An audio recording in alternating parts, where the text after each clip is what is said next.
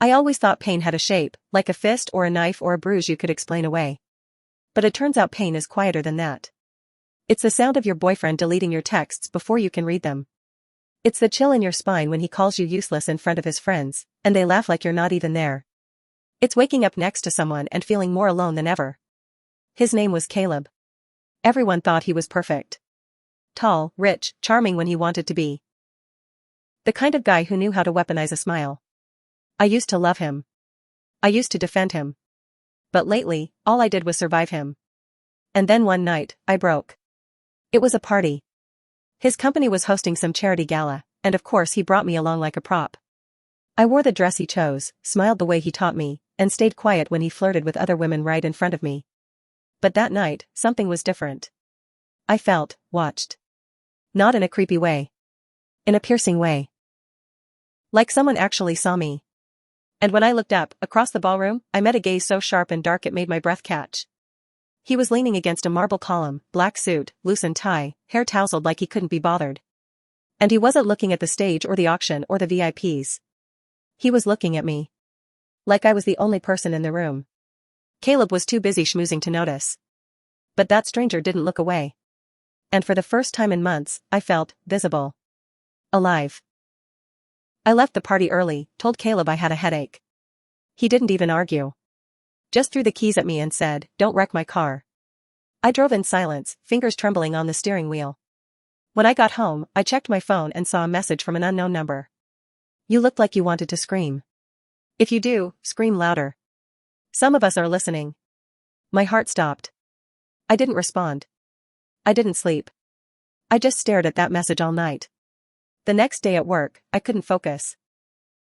Caleb had installed a tracker on my phone, he called it just in case, and I knew he'd check if I went anywhere off his approved path. But I couldn't stop thinking about that man's eyes.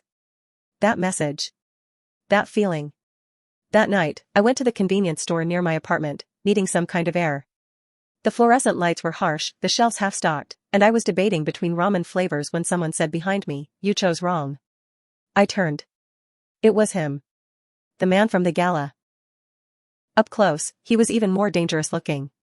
Lean, intense, like he'd walked out of a graphic novel with bruises under his cheekbones and secrets in his pockets. "Spicy miso is superior," he added, holding up the other pack. "But if you're into bland and disappointing, go ahead." I blinked. "You followed me?" "No," he said casually. "I live upstairs. Saw you come in. Thought I'd say hi.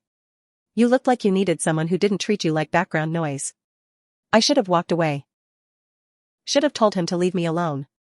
But instead, I whispered, "I don't even know your name." He smiled. "Eli." I nodded slowly. "Amelia." "Nice to meet you, Amelia," he said.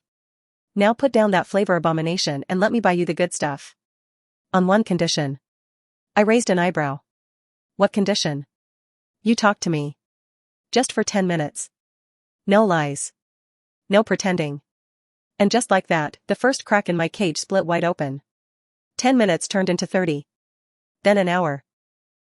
We sat on the hood of Eli's car in the parking lot under flickering lights, eating instant ramen straight from the cups like we were college students, not two strangers caught in wildly different worlds. I told him about work, not the curated version I gave Caleb, but the truth. The soul-sucking meetings. The endless pressure. The way Caleb would criticize my appearance, my posture, even the way I typed. Eli didn't interrupt. He just listened, arms crossed over his chest, expression unreadable except for the occasional twitch of his jaw when I mentioned something particularly cruel. At one point, I stopped, suddenly embarrassed. "You probably think I'm pathetic." "No," he said.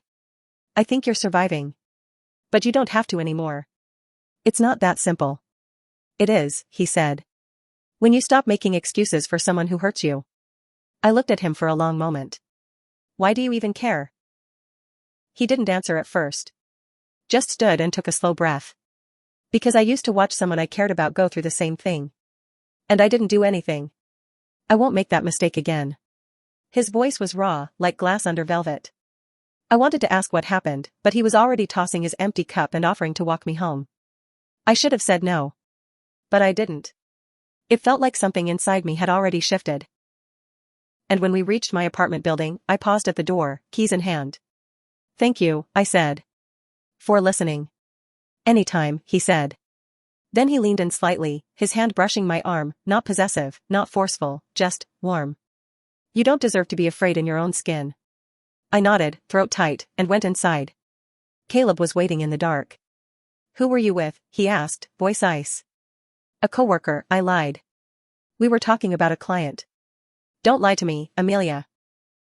He stepped closer, and I froze as his hand curled around my wrist. Do you think I'm stupid? Let go, I whispered. He didn't. Not until my phone buzzed, and Eli's name lit up the screen. Caleb saw it.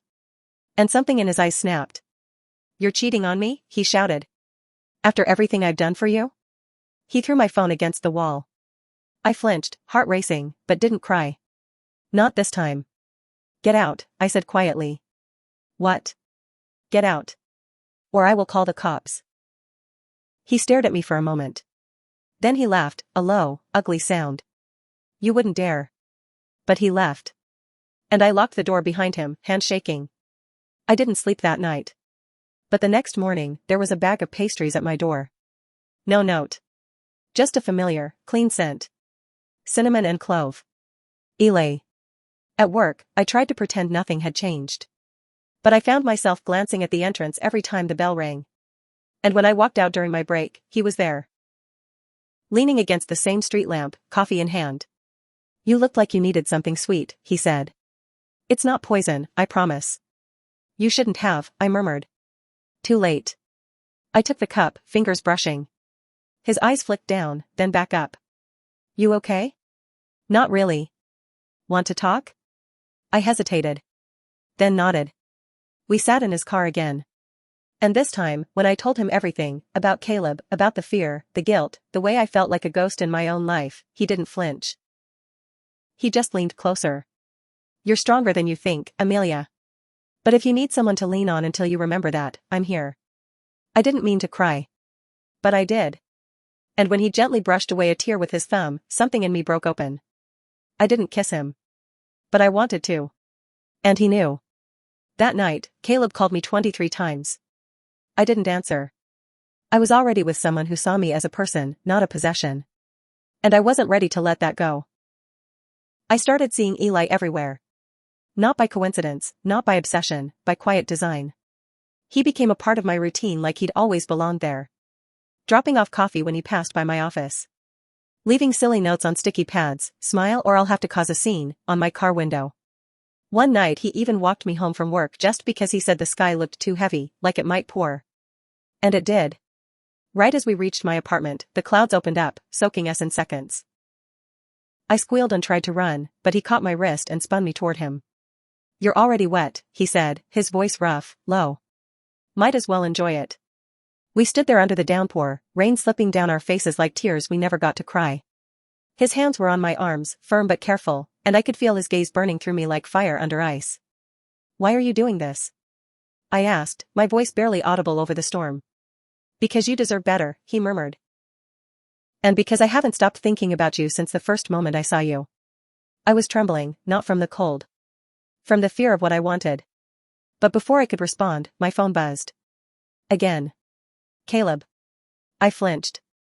Eli saw the name and his jaw tightened. He still calls? I haven't answered in days, I said. But he doesn't stop. Eli stepped back, his expression stormy now. Then it's time we made sure he understands. You're not his anymore. I don't want you to get involved. Too late, he cut in. I already am. The next day, Caleb was waiting for me outside my office. Dark glasses, clenched jaw, pacing. I froze. My coworkers whispered behind me, pretending not to stare. What are you doing here? I asked. You've been ignoring me, he snapped. You think you can just walk away from me? I don't belong to you, I said, louder than I meant to. You never did, came Eli's voice from behind me. I turned, and there he was. Dressed in all black, calm and cold as a blade. Caleb scoffed. This him? Your rebound charity case? Eli didn't respond. He stepped forward and simply placed himself between us. Leave. Now. Caleb moved like he might lunge.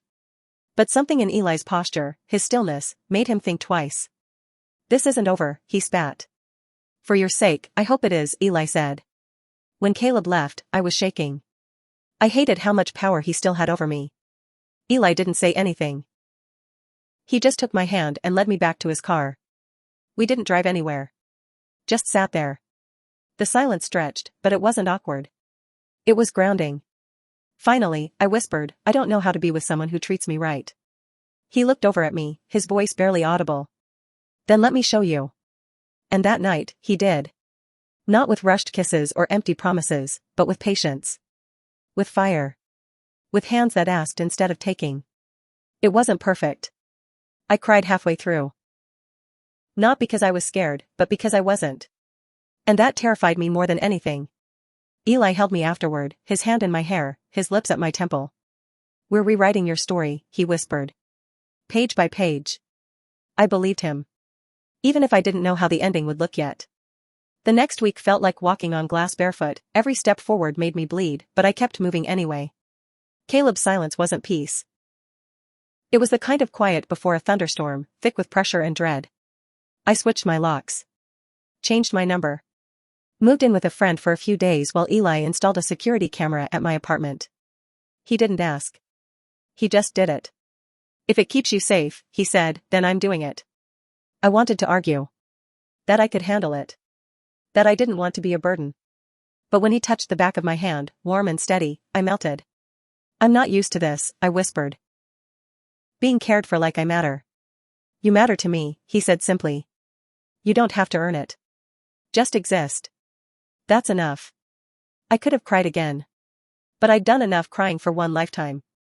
So instead, I reached for his collar, pulled him down, and kissed him like I'd been drowning for years and only just found air.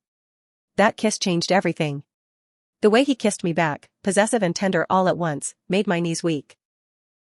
And later, when we lay in his bed, tangled under soft sheets and city light, I traced the faint scars on his shoulder with trembling fingers.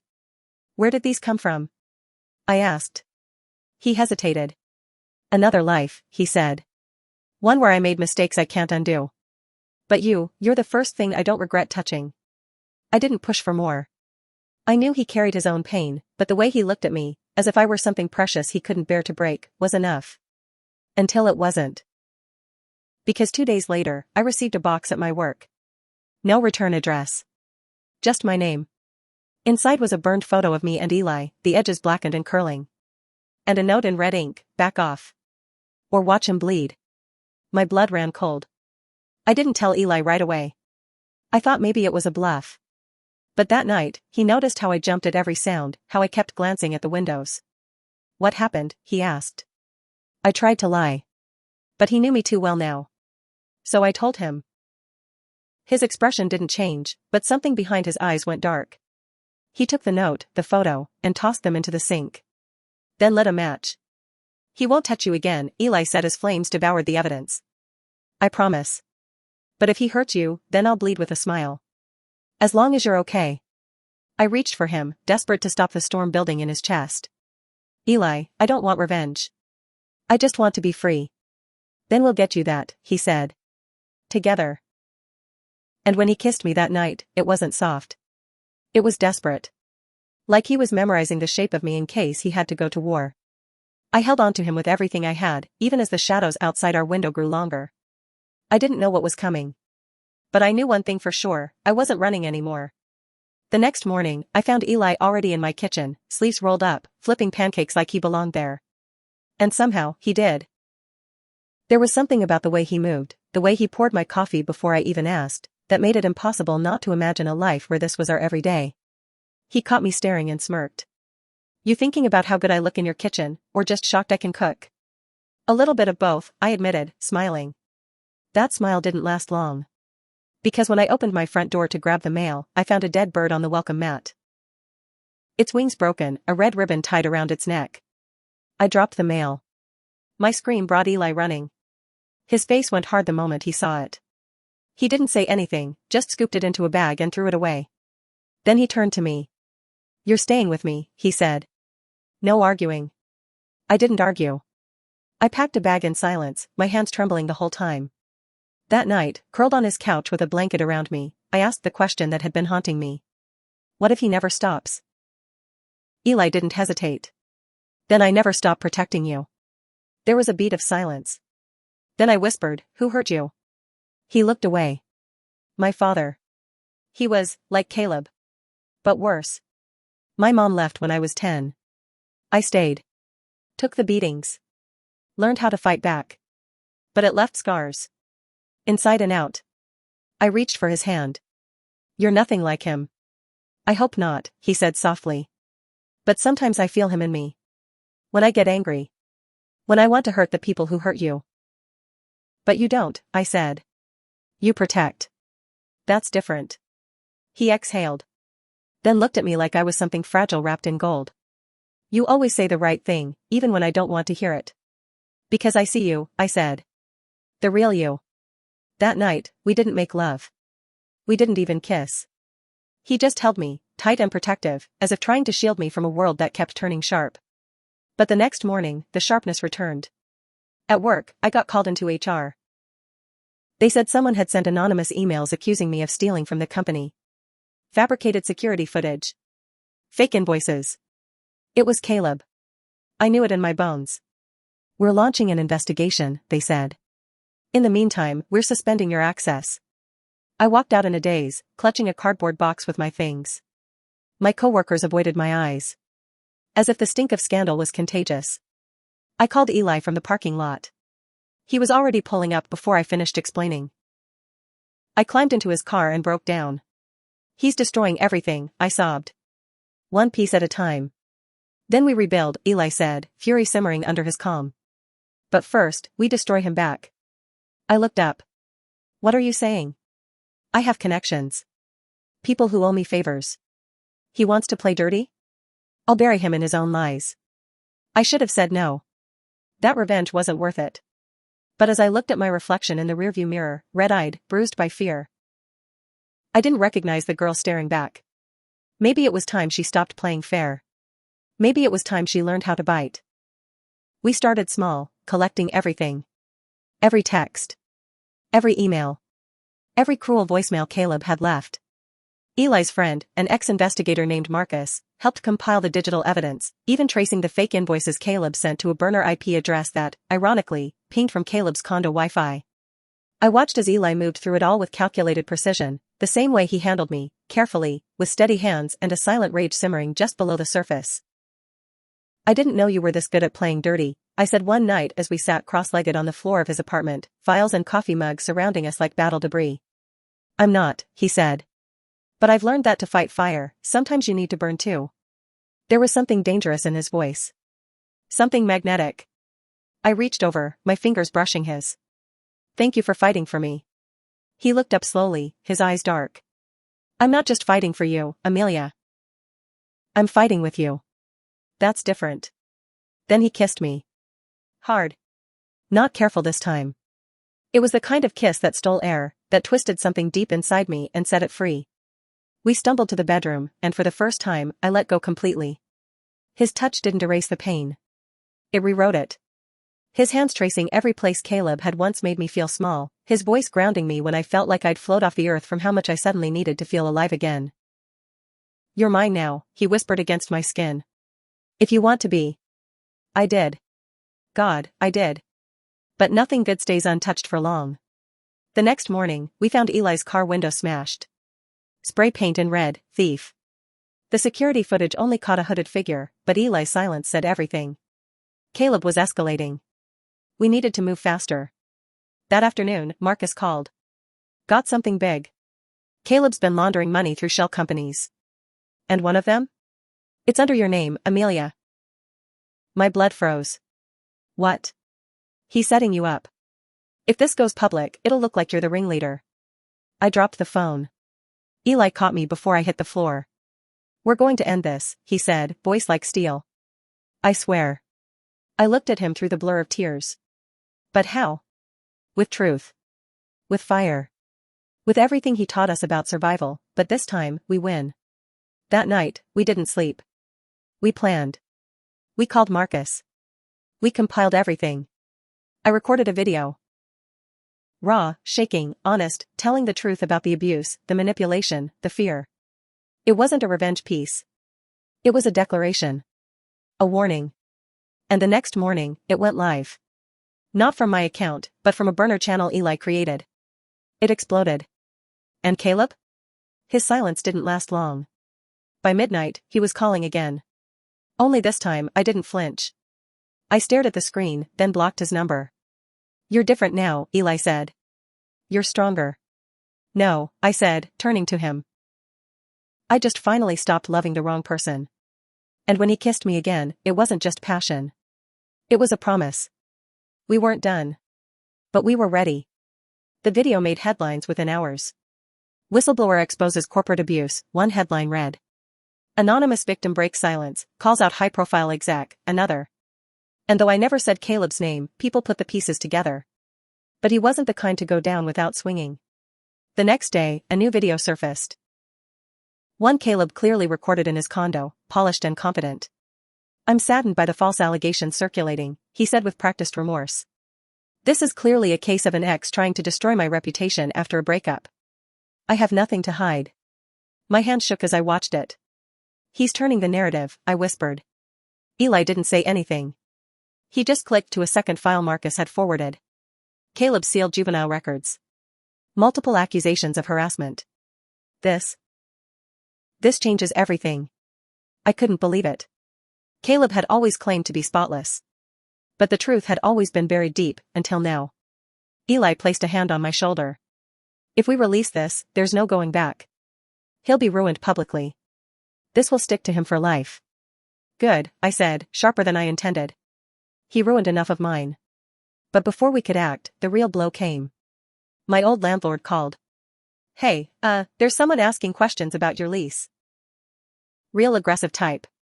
Said he works for a collections agency tied to a fraud case. My stomach twisted. Caleb was trying to drag me down with him through the fake laundering he set up. He's trying to frame me harder now that the media's watching, I said, my voice cracking. Then we do it today, Eli said. We release everything. The records. The paper trail. All of it. I hesitated. Not out of doubt, but fear. Fear that the truth wouldn't be enough. That people would still believe Caleb. That I'd be the crazy ex instead of the survivor. Amelia, Eli said, taking my hands, you didn't just survive him. You outgrew him. You outloved him. You outlived everything he ever tried to break in you. You win by standing. That's it. I exhaled shakily. Okay. Let's burn him down. We uploaded it all. Marcus's legal team handled the release anonymously. It took hours, but by nightfall, the story exploded. Allegations deepen, past abuse charges surface. Financial ties to laundering scheme under investigation. Caleb's name was trending, but not the way he wanted. By morning, the board of his company suspended him. His lawyer issued a blanket denial. But the damage was done. I watched the chaos unfold not with triumph, but with a strange emptiness. It still hurts, I admitted to Eli. Even after all this. Healing isn't the same as revenge, he said, brushing my hair back. One satisfies the world. The other frees you. I looked at him and felt something shift. A quiet peace I hadn't known in years. But just as I let myself breathe, a knock came at the door. Eli opened it, and standing there, bruised and angry, was Caleb. We need to talk, he growled. Eli blocked the doorway. There's nothing left to say. I'm not here for you, Caleb snapped. Then he looked at me. Amelia. You owe me this. I stepped forward, spine straight. I owe you nothing. You destroyed my life, he hissed. You destroyed mine first, I said. You just didn't expect me to live long enough to tell anyone. He sneered. You think this ends with a video? I still have power. And I still have everything you don't, I said. Proof. Support. And someone who actually sees me. Eli stepped forward then, slow and dangerous. Leave, he said. Before you lose more than just your career. Caleb hesitated. But something in Eli's eyes, rage held by threads, made him turn. He left. Slamming the door so hard the walls trembled. I collapsed onto the couch. It's over, I whispered. Not yet, Eli said. But soon. And in his arms, for the first time, I truly believed him. The fallout didn't stop at Caleb's career. It spread like wildfire through the company, through social circles, through every friend who once turned a blind eye to the bruises on my smile. People started whispering. Apologizing. pretending they had always suspected. But I didn't care for their late guilt. I cared that the truth was no longer a secret I had to carry alone. That night, Eli took me to the rooftop of his building. The city shimmered below us, endless lights, a skyline that looked like promise. He held my hand, thumb stroking my wrist like he knew how close I'd been to breaking. "You've changed," he said, voice low. "You're glowing. It's not just the city light." I turned to him. "It's you." "No," he said. "It's you, Amelia. You just needed someone to remind you were still in there." The wind tangled my hair and I laughed for the first time in what felt like years. Real, unafraid. "So what now?" I asked. He pulled me close. "Now we build something new. Together. Whatever that looks like." The next day, a lawyer reached out on my behalf, someone Marcus had referred. She filed a civil suit against Caleb. Defamation.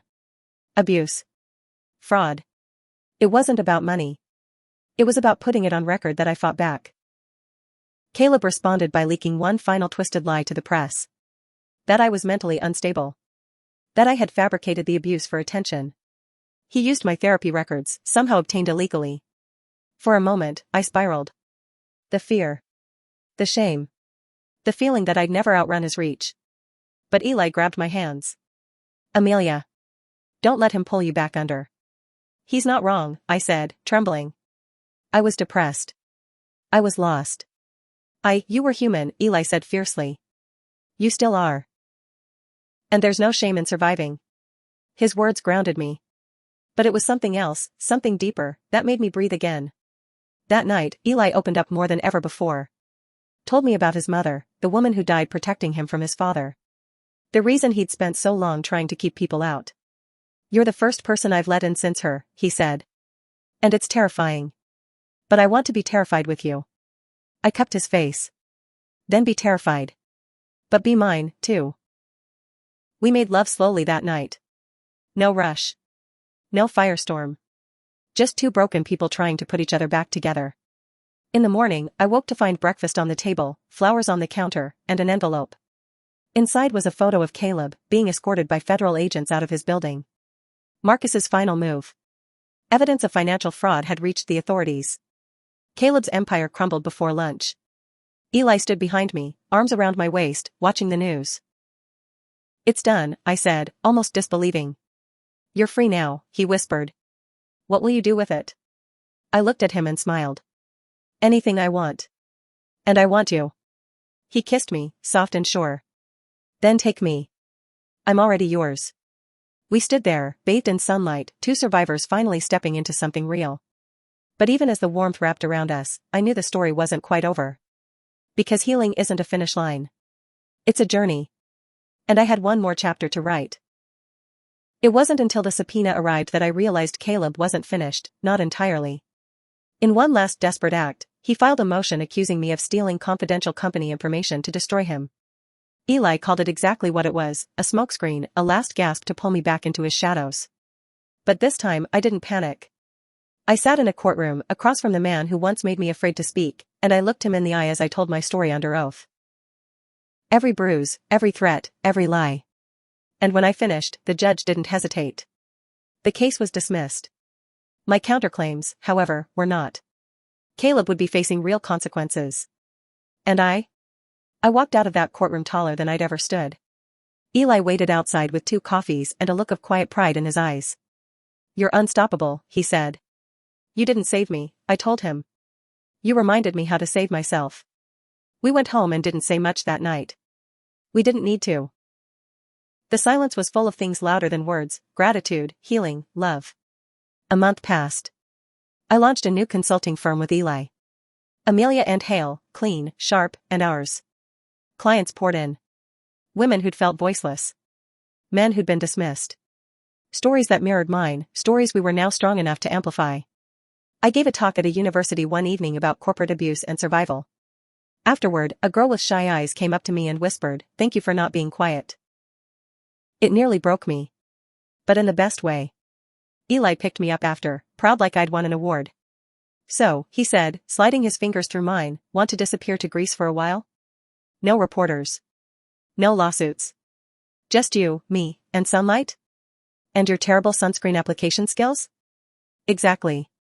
I laughed. Let's go. But before we left, we visited the old coffee shop where I used to work. The barista didn't recognize me.